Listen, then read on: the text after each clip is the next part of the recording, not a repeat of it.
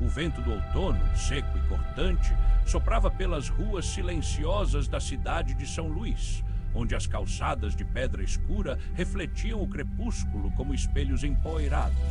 As luzes das casas já acesas pareciam pequenas bolhas de calor em um mundo congelado. E entre elas, como um corte no tecido da realidade, erguia-se a casa de pedra escura, sem número, sem nome, sem dono, a Casa dos Cantos Rotos. Ela estava lá há mais de 70 anos, diziam os velhos do bairro, mas ninguém lembrava quando exatamente fora construída. Só sabiam que antes de ser abandonada, a casa era habitada por uma família, os Vasques, cujos filhos desapareceram em um único dia de inverno, quando as luzes do quarto do sótão foram vistas piscando ao longo da noite, apesar da fiação ter sido cortada 2 dias antes. As autoridades chegaram no dia seguinte. A casa estava vazia. Apenas o relógio da sala de estar parara no exato momento em que o último Vasques, o pai, o senhor Marcos, havia sido encontrado, sentado à mesa da cozinha, com a cabeça entre as mãos e os olhos abertos, fixos no teto, como se estivessem vendo algo além daquele mundo. Desde então, ninguém mais morou ali, ninguém mais entrou. Apenas as crianças do bairro, à noite, roubavam olhares furtivos por trás dos portões enferrujados, dizendo que às vezes podiam ouvir o som de passos no segundo andar, mesmo sem ninguém lá. E então, no dia 30 de dezembro, um homem chamado Elias Vidal, arqueólogo, filósofo, solitário, chegou de carro com uma mochila de couro, um mapa desgastado e um relógio antigo que não funcionava há mais de 30 anos.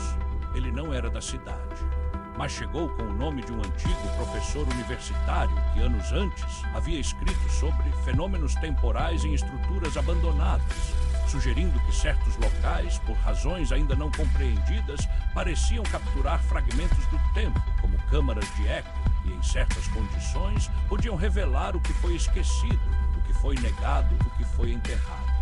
Elias acreditava nisso, não por fé, mas por lógica, por experimento, e por um desejo profundo de provar que o tempo não era linear, que a memória não morria, que o passado podia ainda respirar e talvez vingar. Ele entrou na casa com uma lanterna, a luz fraca cortando a escuridão como um fio de lã. O ar estava parado, denso, com cheiro de mofo, de terra úmida e algo mais, um perfume de flores murchas, como se alguém tivesse colocado um buquê no corredor, mas o tempo tivesse apodrecido. As portas rangeavam, os degraus da escada gemiam como ossos antigos.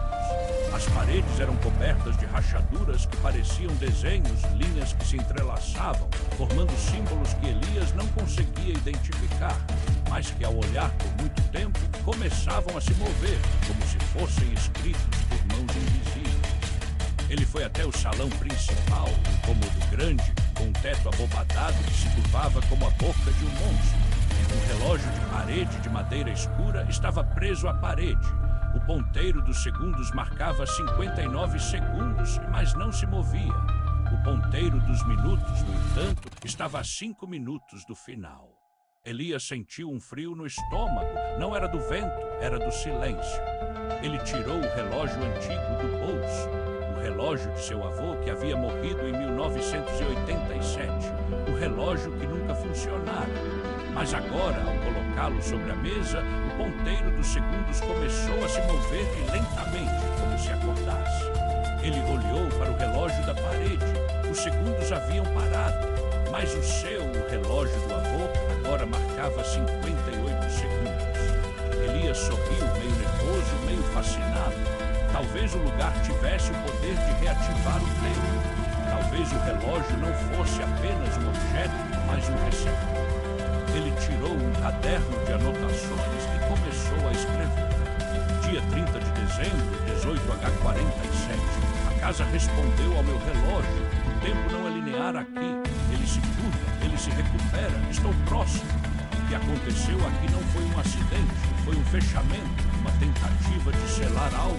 E eu estou prestes a abrir a tampa. Ele ligou o gravador de voz que carregava no bolso. A fita começou a rodar com um leve zumbido. Hoje, 30 de dezembro, às 18h50, estou na Casa dos Cantos Rotos. Meu objetivo entender por que o tempo aqui se comporta como se fosse um ciclo. Estou ouvindo o relógio da parede. Ele está marcando 5 minutos e 4 segundos até algo, não sei o que, mas senti que o que estou procurando está se aproximando. E de alguma forma ele também me está esperando. Ele desceu para a cozinha. O fogão estava frio, mas havia uma panela de ferro em cima, com restos de comida, algo que parecia arroz e carne, mas que não tinha cheiro nem cor. Era como se fosse feito de som. Elias sentou-se à mesa. A cadeira rangeu.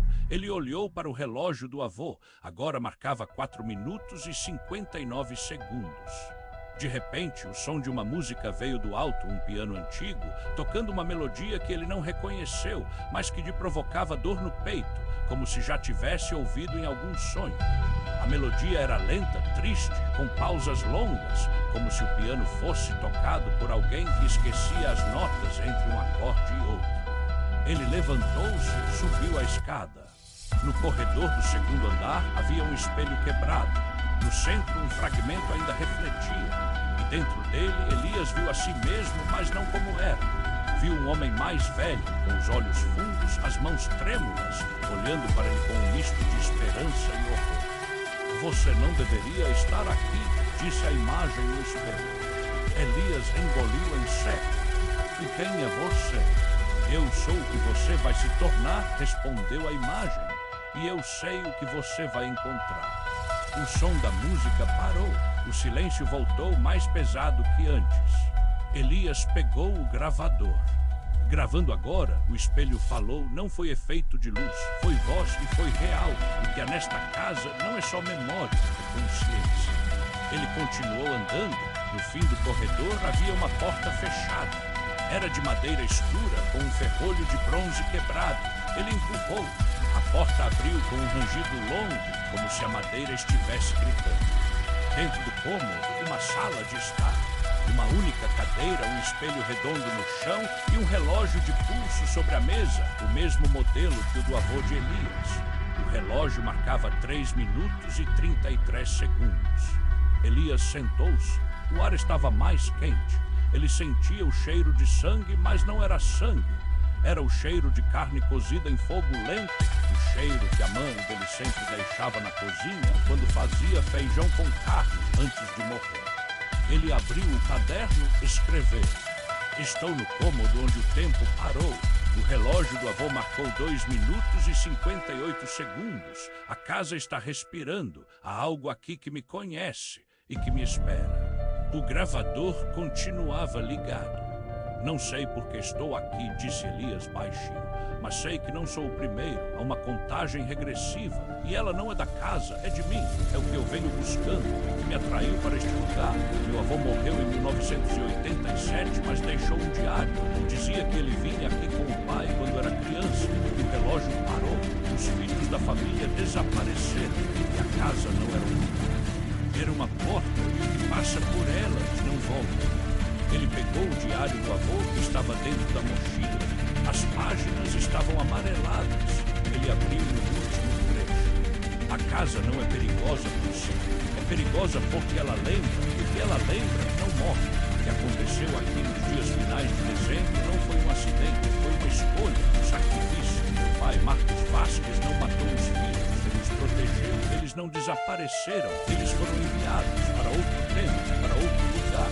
Mas a casa os mantém, porque eles são a chave. E a contagem regressiva é para que o tempo se feche novamente, para que a porta se selar, mas se alguém a abrir de novo, ela não pode ser fechada. Elias sentiu o coração bater mais forte. O relógio do avô agora marcava 1 minuto e 11 segundos. Ele levantou-se, saiu do cômodo, subiu as escadas até o sótão, o único lugar que não tinha sido explorado. A porta do sótão estava trancada com uma corrente enferrujada. Ele quebrou com um pedaço de madeira. A escada rangeu, subiu. O sótão era pequeno. Um teto baixo, uma janela com vidro rachado e no centro um grande relógio de bolso, mas não era um relógio, era um objeto. Um disco de metal com círculos concêntricos gravados, uma manivela no centro e luzes que piscavam em tons de azul e roxo. O relógio da casa, o verdadeiro, estava ali. O relógio que parara em 1957, mas que agora estava ligado. Elias aproximou-se, o objeto pulsava, e ao se aproximar ele ouviu uma voz, não era de ninguém, era o som de 1000 vozes em sintonia. Você chegou no momento certo, o tempo está se fechando, a última virada de ano da casa está prestes a acontecer. Elias olhou para o relógio do avô, agora marcava 000004. E quem está falando gritou: nós somos todos os que passaram por aqui, todos os que tentaram fechar o ciclo, todos os que falharam. Ele sentiu um frio nas pernas, o ar ficou mais denso, as luzes no disco começaram a piscar em ritmo acelerado. O que eu devo fazer? Você sabe, você veio aqui porque sabe, porque você é um dos escolhidos, porque o tempo te chamou, você é o neto de Marcos Vasques, você é a última linha, o último que pode fechar a porta. Elias caiu de joelhos. Mas eu não quero fechá-la, eu quero saber o que aconteceu, porque eles desapareceram, porque minha família foi assim. Porque o que está além da porta não é um lugar, é um vazio, um buraco no tempo, e ele não pode ser visto, só pode ser contido. E para contê-lo temos que viver dentro dele, para sempre, ou morrer tentando. O relógio do avô parou. 000000. Silêncio. E então algo bateu na janela do sótão. Uma mão pálida, ossuda, com unhas longas como garras, lhe bateu no vidro rachado. Elias gritou, a mão se afastou, mas o vidro não se quebrou. A mão se esticou para dentro, como se o ar não fosse um obstáculo. E então, da escuridão do sótão, algo começou a se mover. Não era um corpo. Era uma forma, uma sombra que se desenrolava como um lençol antigo, mas que tinha rosto. Um rosto com traços que Elias reconheceu. Era eles, mas não como ele era. Era mais velho. Tinha os olhos vazios, a boca aberta em um sorriso sem dentes e as mãos estendidas. E você veio, disse a sombra. Eu estava esperando. Eu sou o que você vai se tornar. Não, disse Elias, isso não é possível. É verdade, você veio aqui para fechar a porta. Mas a porta só se fecha quando quem a abre se torna parte dela. E você está aqui porque o tempo te trouxe, porque você é o último, e o último não pode fugir. Elias tentou correr, mas o chão do sótão estava grudando como se fosse feito de geleia negra. Seus pés afundavam. O disco no centro começou a girar, as luzes pulsavam. O som da música voltou agora mais alto, mais distorcido, como se viesse de dentro da cabeça. O tempo está se fechando, o ano está acabando, a última virada está chegando. Elias olhou para o relógio do avô. Ele havia voltado a funcionar. Marcava 59 segundos. Não, gritou, eu não sou como você, eu não sou um deles. A sombra riu, um som sem voz, apenas uma vibração que sacudiu as paredes. E você não entende? O tempo aqui não é o nosso tempo, é um eco, e você está no eco, você já viveu isso, você já foi o que eu sou, você já fechou a porta, e você a abriu de novo, porque não há fim, só a repetição. Elias tentou puxar o relógio do avô, mas as mãos da sombra já estavam sobre o seu pulso. O relógio começou a girar em sentido contrário. Não, gritou, eu não quero isso. Mas era tarde.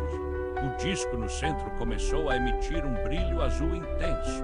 As paredes do sótão se dissolveram, o teto sumiu, o chão se abriu e o mundo real, se desfez como papel velho. Elias viu tudo, a casa em chamas, os filhos de Marcos correndo pelas ruas, o pai gritando, a mãe chorando, o relógio parando. Viu o dia em que o tempo se quebrou, viu o que aconteceu. Não foi um acidente, foi um pacto. Marcos Vasques, diante da ameaça de algo que não deveria existir, algo que vinha do tempo antes do tempo, escolheu fechar a porta. Mas para fechá-la precisava de um guardião, alguém que vivesse no limiar do tempo, que não morresse, mas que também não fosse vivo. Ele escolheu a si mesmo, mas o preço era o tempo, e o tempo não é só passagem, é memória, é dor, é presença. Então ele selou o tempo e deixou um rastro, um chamado, uma esperança, um nome que chamaria o neto o último descendente para repetir o ciclo. E Elias entendeu. Ele não era o primeiro a vir. Ele era o último a voltar. O disco girou, o tempo se fechou. E o sótão desapareceu. Mas no silêncio, no fim do mundo, um relógio bateu. 12:00. E o ano não acabou. Apenas começou. E no alto da casa, onde o sótão estava, uma mão pálida bateu no vidro rachado. E outra voz sussurrou: "O próximo está chegando." E o relógio do avô voltou a funcionar, marcando 59 segundos. E o ciclo